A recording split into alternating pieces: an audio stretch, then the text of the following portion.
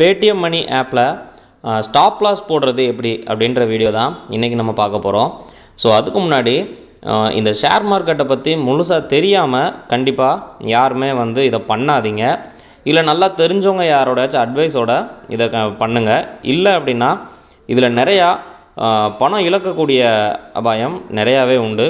So நான் போடுற இந்த வீடியோ பிகினர்ஸ்க்காக மட்டும்தான். இதில் இருக்கக்கூடிய என்னோடய ப்ரொஃபைல் எல்லாமே வெறும் யூடியூப் வீடியோக்காக சாம்பிளுக்காக மட்டும்தான் வச்சுருக்கேன். ஸோ இப்போ நம்ம எப்படி ஸ்டாப் லாஸ் பண்ணலாம் அப்படின்றத பார்க்கலாம்.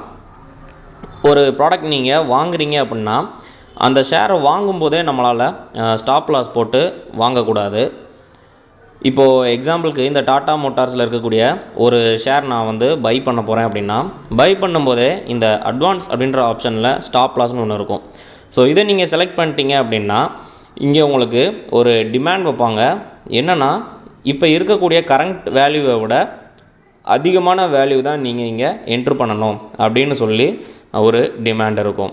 ஸோ அதனால் நம்ம எப்போவுமே ஒரு ஷேர் வாங்கும்போது ஸ்டாப் லாஸ் போட்டு அந்த ஷேர் வாங்கக்கூடாது. நம்ம ஆல்ரெடி வாங்கியிருப்போம்ல, நம்மளோட போர்ட்ஃபோலியோவில் இருக்கக்கூடிய நம்மளோட ஷேர்ஸை நீங்கள் வாங்கினதுக்கு அப்புறமா அதை நீங்கள் செலக்ட் பண்ணி செல் கொடுங்க. அதை செல் கொடுக்கும்போது இதே மாதிரி அட்வான்ஸ் அப்படின்னு சொல்லி ஒரு ஆப்ஷன் இருக்கும். எக்ஸாம்பிள், இப்போ என்னோடய இந்த வோடஃபோன் ஐடியா ஷேரில் இருக்கக்கூடிய இந்த ஒரு ஷேரை இப்போ நான் செல் பண்ணுறேன்னா வாங்கினதுக்கு அப்புறமா நம்ம இதை ஓப்பன் பண்ணி செல் கொடுக்கணும்.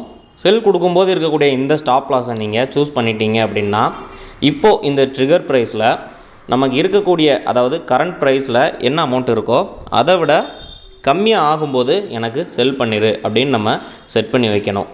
ஸோ இப்போது இதுலேயுமே நம்ம இந்த ஆப்பை பொறுத்த வரைக்கும் மல்டிபிள் ஆஃப் 0.5, அதாவது நீங்கள் 69 67 போட்டிங்கன்னா இந்த இடத்துல இப்போ இது அக்செப்ட் பண்ணிக்க மாட்டாங்க. ஸோ 65 60 அல்லது 70 அந்த மாதிரி இருந்தால் மட்டும்தான் இந்த ஆப் அக்செப்ட் பண்ணிக்கும்.